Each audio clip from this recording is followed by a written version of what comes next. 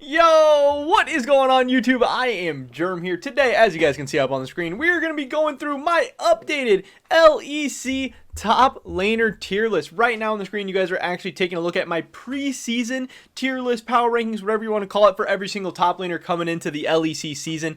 Now, top lane, really a lot in the LEC was actually very, very hard to do because you never know how guys are going to make the jump coming from European regional leagues. And it's not like in NA where there's just one academy scene where all the players are kind of, going up head to head with each other. Obviously, there's a bunch of different European regional leagues, and some people did play at European Masters, and some people didn't. And then some people make the jump to the LEC well, and some people don't. And it obviously depends on what team you end up on, and the roster, and the situation, the coaching staff, the players you're with. So many different variables and stuff go into it. So this was my preseason list. Now that we have seen the regular season for the LEC and we have the playoffs coming up this weekend, I thought it was a great time to give my updated thoughts and opinions on every single player in the LCS. Obviously, we're going to be starting out with the top lane, going through every single other position as the week goes on. So hopefully you guys are excited for this. The tier lists usually do well on my channel, so this should be fun. Before we get into that, I just want to mention real quick, if you guys have not already, please take a second and smash that subscribe button. I would appreciate it so much. It really helps out my channel, running those numbers up. That's always great, but also helps you guys stay up to date on all my latest content so you don't miss out on anything we got going on in the future.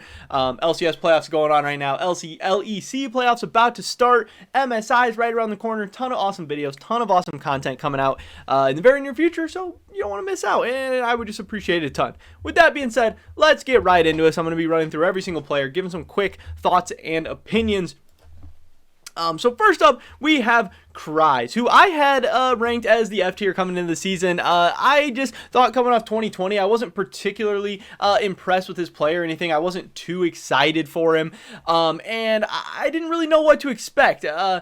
Some of these European regional top laners and stuff obviously were big question marks, and I thought maybe they had some potential. I thought maybe they'd be able to pass him up. I didn't exactly know how it was going to go, but yeah, I just didn't have super high expectations for him. I wasn't super excited about him. I hadn't been totally impressed with him in the past, and I'm not shocked that some of these younger, more inexperienced guys haven't worked out maybe as well as Cries has this season, but some of them are going to work out, some of them are not. I thought they all had maybe a little bit higher ceilings in him, but Cries has quietly actually had a pretty good season. He has come out and been just very solid. He hasn't been amazing. He's been a little bit weak in lane and stuff like that. He hasn't totally impressed or dominated. His laning stats honestly are not that great, but he has a good KDA. He's been consistent. He's been good. He's been reliable.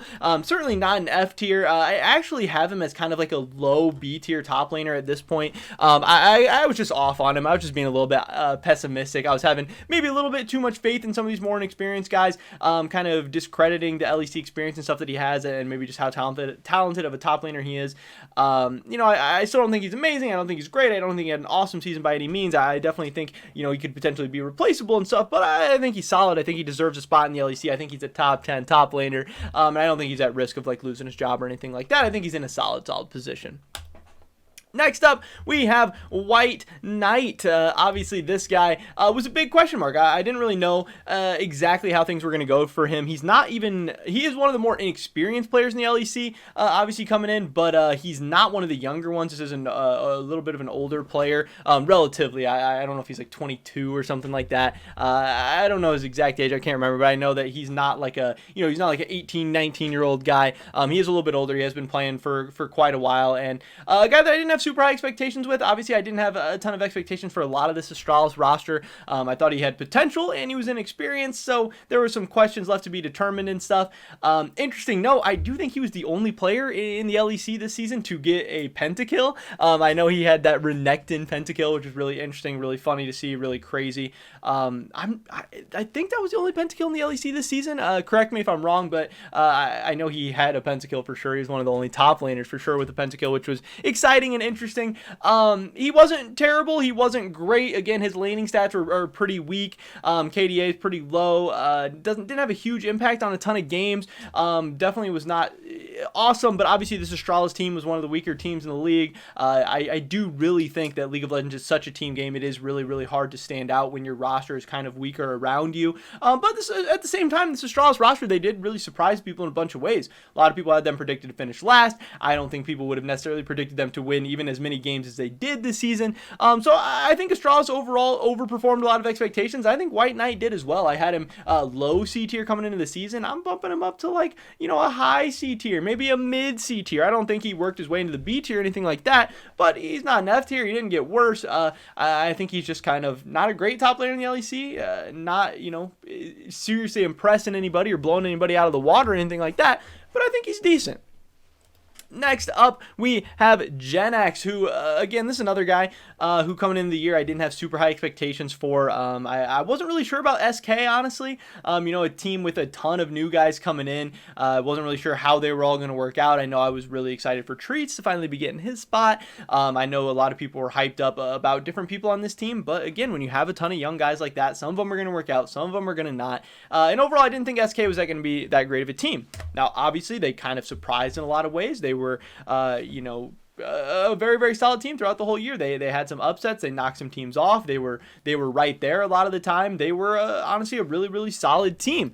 I think Genax was solid also. I don't think this is another guy who all these bottom tier laners in the LEC, I think they're all really, really hard to kind of pick and choose between, because a lot of these guys had big games and big moments, but a lot of them were still just really, really inconsistent as well, and maybe didn't have as good of moments and stuff, and weren't as just consistent, and that was a big thing. The LEC top lane's always kind of been a struggle. Top lane's always been a position that's not super top heavy, not super deep or anything, and I think the same thing this year. I think a lot of these guys, White Knight, Genax, even Cry's up in the B tier. Like, I'm not super confident or comfortable or anything with that either, but Genax coming in the year, I had him C tier. I think after seeing him this year with SK, I think I'm still going to be leaving him in the C tier. I think he's one of the weaker top laners in the LEC. I think they could definitely do better. I think they could definitely make improvements. I think he can definitely continue to improve and get better and stuff. He definitely has a lot of ways to go in that regards, but I think he's been decent. I think he's been solid. I don't think he's F tier. To me, F tier kind of means it doesn't belong in the LEC. Maybe deserves to be kicked out. Maybe deserves to be replaced, something like that. I don't think I necessarily think that about him, but I think he's just, again, a guy who's just not that great of a top laner. You could do worse. You could do better. C tier for me. Next up, we have Hyrule, and this guy was another guy who didn't have an amazing season, but this guy had some high highs, and maybe compared to some of these other top laners, his highs were way higher. I know, Misfits started out the year with a bang, and he was looking really, really good at the beginning of the season. He was really a surprise, and Misfits was a surprise. They had a decent run at the beginning of the year, but they were really, really inconsistent. They were up and down. They went streaks of looking terrible as a whole team and kind of losing games and dropping games, and Hyrule kind of went and came and went like the team did, and he had some great weeks. He had some high highs. He had some absolute carry performances where he was smashing people, and then there were some games where he would just completely disappear. Definitely some huge top gaps and stuff like that. So he is kind of hard to rate for me. Again, coming into the season, I had him as a high C tier. I still think that all these guys are super close, but to me, I think I might feel comfortable moving him up into like the B tier, maybe the low B tier. I think he maybe had a little bit higher highs than some of these guys in the C tier, but I think they are definitely close. They're all the inconsistent. I believe Hyrule has a little bit better stats in lane, maybe a little bit better KDA. He's maybe a little bit more reliable, a little bit more consistent, and just thinking back to the LEC split as a whole, when I think of like who had these big performances and stuff, Hyrule just stands out to me a little bit more than a White Knight, than a Genax, guys like that, just as far as the overall body of work throughout the whole split. Now, this isn't necessarily just how did these guys do throughout the split. I'm also thinking forward into the future, like how hyped am I for these guys going forward? How well do I think they're going to do into the playoffs and summer split? I'm trying to keep this kind of everything, not just a review of the season and just, how'd they do this year? It's a little bit of both. It's some give and take, but everyone does their tier list and rankings, everything a little bit different as well. So if you guys have different criteria or whatever, that is totally fine. Next up, we get into Cisgenda, who I had as a B tier top laner coming into the year. I was a little bit excited for him. He was one of the newcomers, one of the new faces that I was hyped up for. It ended up that Vitality was a lot worse than I thought they were going to be, and I think a lot of other people thought they were going to be as well. I remember saying that I wasn't super hyped up and excited about Vitality, and I had them as maybe like the 6th or 7th best team in the LEC, but I thought Cisgenda would be solid. I thought he would have an opportunity to come into a decent team, probably look decent, and that's why I had him in the B tier. I thought he would be okay. I thought he'd be all right. And unfortunately, he started out the season very, very slow, very sluggish, really not looking great to start the season. Maybe some weeks and over some periods not looking like an LEC caliber top laner, maybe looking like an F tier guy. But again, it's a thing where a lot of players on Vitality did. Skeens, I know, is a guy getting a big amount of criticism right now, and he's been rough. He has not been one of the better junglers in the LEC for sure, and that can have an effect on your laners. Absolutely, it can have an effect on the whole team. If your team is constantly behind, if your team's constantly at a gold deficit, if you have poor coaching, if you have bad drafts, so much stuff goes into this. It can have an effect on the players, and I think to some extent, Cisgenda did have some of that going on. Obviously, Vitality was a big kind of mess overall, but things did start to get a little bit better towards the end of the season for Cisgenda, for the team. They brought in Crown Shot. They actually started winning a couple games. They picked up some. Overall, still a massive failure of a split for the whole team overall, and probably for Cisgenda himself. I'm sure he's not happy with how things went or how his level of play was or anything, and I'm sure he hopes to continue to develop and get better. I think he did prove to people a little bit towards the end of the split that he is hopefully an LEC caliber top laner, that he hopefully can be solid and good going forward. But I don't think he proved enough to stay in the B tier. I think he is kind of in the C tier group of guys down here. Again, I think these guys are all very interchangeable on any given week, any given game. You could really have them in any way you wanted, and I wouldn't argue with you too much. I do think these three guys are kind of the bottom of the LEC for me. And again, it's not like Hyrule and Cries are super far away either. I think these guys are all kind of close. The bottom five, I think there is kind of a big gap between the bottom five and the top five top laners in the LEC. So that's just kind of what I'm thinking there.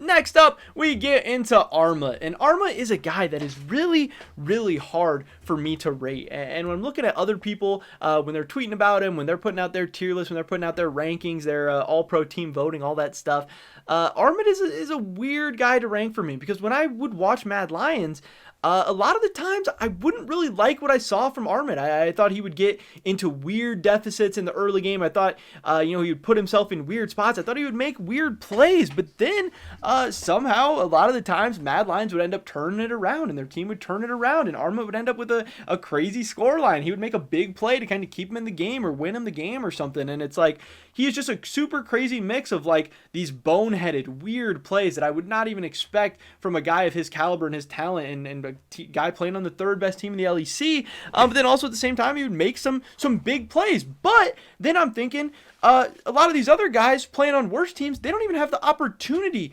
to get this chance to make these big plays. I mean, some of these guys on the bottom tier teams, like if you're on a Vitality or something and you make a big boneheaded play and throw away your lane phase, the game isn't going to be close enough at 20 or 25 minutes for you to make a play to get yourself back in it. So I think Armut is talented. He's had a solid split, but I do wonder, if Armut was on a worse team, how would he look? Would he look decent on Vitality? Would he look decent on Misfits or a team like that? I don't really know. I think he definitely has proved he is capable of being on one of the top teams in the LEC at times.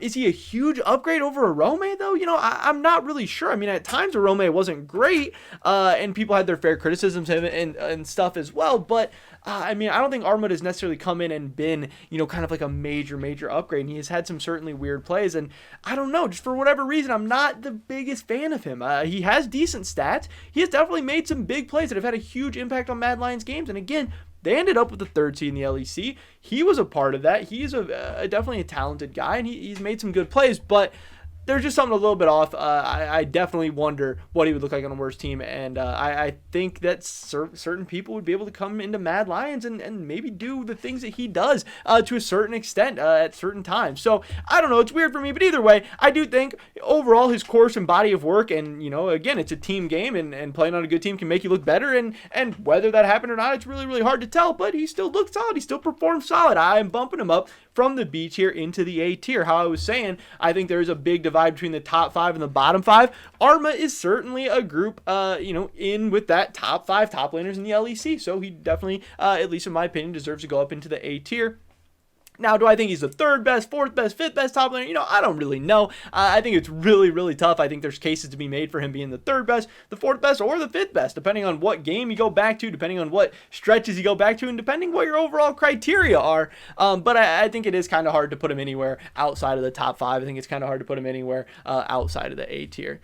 Next up, we get into BB, Mr. Broken Blade, another guy that I was very, very curious to see how he would do coming into the season. I had him as an A tier. I had him ranked below Odoamne, but there were some questions of like, he's replacing Odoamne on Schalke. Is he going to look better than Odoamne? Is he going to be a side grade? Is he going to be a downgrade to Odoamne? Is Schalke going to be better? Are they going to be worse? How's their team going to look? How is BB going to do transitioning from the LCS to the LEC? How's he going to go not being on TSM? There's so many different questions, and I was really, really curious, and I thought BB was going to do solid. Obviously, I had him as an A tier coming into the year, but I did think he would be a little bit of a downgrade over Odoamne. I thought Odoamne was going to be really, really solid.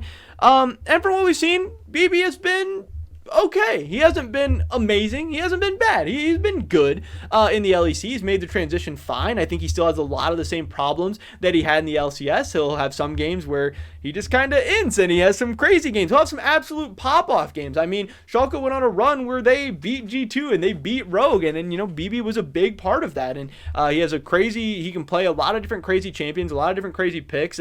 He usually has pretty good laning stats. He can be aggressive. He can be crazy. There are questions about his CSing capabilities. There's questions about his macro play decision sometimes, his ability to play tanks and weak side and all that. And a lot of that has still been wrong with him in the LEC as well, but just mechanically, he is such a gifted player. He is very, very talented. But like I said, he has proved to be definitely a downgrade over Odoamne. We've seen Odoamne go over to Rogue, be looking awesome. Schalke still having a lot of their inconsistency issues, and I think BB doesn't really solve any of those problems for him because he is still a very, very inconsistent guy who, when he's on, he can play with anybody in the LEC. He can be world class on his best days, but man, on his worst days, you kind of just forget he's even there. Sometimes you wish he wasn't there. I don't know. He's a guy I'm definitely a big fan of. I love his personality, love his energy, all that stuff.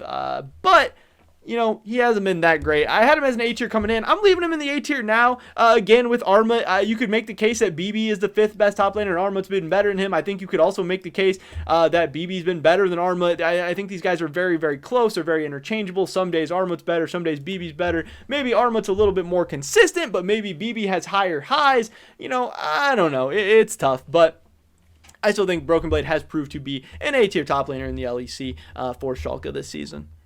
Next up, we're getting into Odoamne, the guy that obviously Broken Blade replaced on Rogue. This guy I had as the 3rd best top laner coming into the season. I was hyped up. I was excited for him. Thought this was an awesome opportunity for Odoamne going over to Rogue, and obviously everyone did. It's not like that's not like a super hot take by me or anything. He was solid on Schalke. He was decent. People have known he's been a Grizzly veteran for a long time, but again, when you're on a good team, you can look better and they can help you stand out. When you're on a bad team or a middling team or an inconsistent team like Schalke, maybe they're holding you back a little bit. Maybe you're not able to shine as bright as you could. And I think that is part of what happened with Odoamne. He has moved over to Rogue, and he looks like a whole different top laner in the best way possible. He looks like an absolute monster. He's a beast in lane. He's so consistent. He's a beast in team fights. He's really been awesome for Rogue this season. It's been a great move by Rogue, who, decided to replace Finn. They needed a replacement. They're trying to get better. They want to compete for LEC titles. They want to potentially go to MSI. They want to potentially go to Worlds and do a little bit better than they did last year and stuff. And, it worked out somewhat. They end up finishing as the 2nd best team in the LEC. They didn't really look good against G2, obviously, so maybe it still hasn't worked out in that regard, but they are one of the best teams in the LEC. They are very, very consistent, and Odoamne has without a doubt proved for himself to be an absolute class top laner, the best of the best in the LEC. This guy is an easy S tier for me. I know a lot of people, have been talking very, very highly of him throughout the whole season. People have been very, very hyped up for Rogue. They've been one of the more consistent teams. They obviously had an awesome record. Yeah, some blemishes on their schedule. schedule, and yeah, some blemishes in games for Odoamne. He hasn't been perfect. He hasn't been great. He hasn't been amazing every single game, every single week, anything like that. But as far as top laners in the LEC go, he is absolutely one of the best. He is absolutely S tier without a doubt. And I'm super excited to see how he's going to do in playoffs, how Rogue as a whole is going to look in playoffs. Are they going to be able to take any games off G2? Are they going to, continue to smash people? Are they going to be able to beat like the Fanatics and the teams like that? Everyone's talking about like Fnatic playoff buff, everything. I think Rogue is a very, very solid team. I hope they are able to continue to do well, and I hope they, are able to show this kind of level of play at Worlds and stuff. But we'll see how that goes. Next up, we have Bwipo, who coming into the season, I had him ranked as the second best top laner in the LEC. I had him as S tier, and it was hard for me because Bwipo is just a very, very hard guy to rate all the time. Everyone knows when Bwipo's on, he's world class. He's an S tier. He can absolutely be one of the best top laners in the world. He has smashed people at international competitions. He has smashed people in the LEC. He has absolutely carried games against some of the best teams in the world. But throughout his career, he has lost games against some of the worst teams in the world. He has gotten smashed in lane. He has absolutely inted. He has absolutely thrown games. And that's how Fnatic started to look at the beginning of the season. They went on stretches where maybe they figured that out a little bit. They went through stretches where they maybe didn't. And Bwipo was just kind of his usual Bwipo self, but maybe even a little bit worse than usual. He had random games where he was inting, throwing, costing Fnatic games. He was really, really inconsistent. He still did a lot of the same Bwipo stuff where he was a beast in lane, always going for crazy plays, always going for solo kills. I believe he led the LEC in top laners in solo kills, so he still had some of that. He still had that spice, that flair, but the coin flippiness, it was, flipping tails a lot of the time. It wasn't the consistent huge carries. Obviously, Fnatic's record was a lot weaker than they would usually expect. They barely snuck into the playoffs. I believe they're the 5 seed, and there was a chance that they weren't even going to make the playoffs. Obviously, they did well enough to finally pull that off, but yeah, I don't know. Bwipo has really not looked as good as he has in the past, and for that reason, I'm moving him down to the A tier. Again, I think these guys are all close, whatever kind of order you decide to put them in. I wouldn't really argue with you too much. Some days Bwipo is the best of these three. Some days he's the worst, and these guys all have their days. They are very, very close. But to me, Bwipo is the most talented. He has the highest highs, but he's definitely probably been the least consistent. He probably has the lowest lows. So it's tough, but that's that.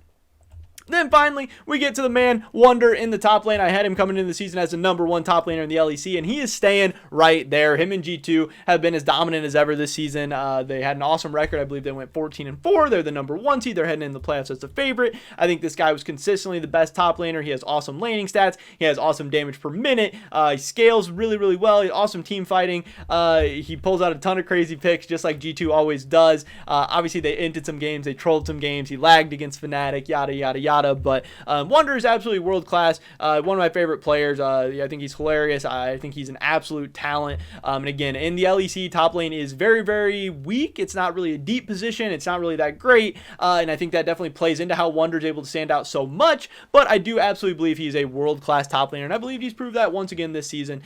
He is #1 for me headed into the playoffs. And I don't really think there's much debate or discussion about that. But there it is, ladies and gentlemen. This is my updated LEC top lane tier list, my thoughts and opinions on all 10 top laners in the LEC now that we got to see them during the regular season. Now that we've seen some games from them and everything. Again, a lot of these guys were hard to rate. These bottom 5 guys I think are very close. These top 5 guys, a lot of them are very close. But definitely drop a like if you enjoyed the video. Leave a comment down below. What do you think I got wrong? What do you think I got right? What does your tier list look like? I'd love to hear your guys' thoughts and opinions because I'm generally curious about a lot of these. What you guys are seeing, what you guys are thinking. Subscribe to stay up to date on all my latest content. Hopefully I catch you guys in the next one. But until then, peace.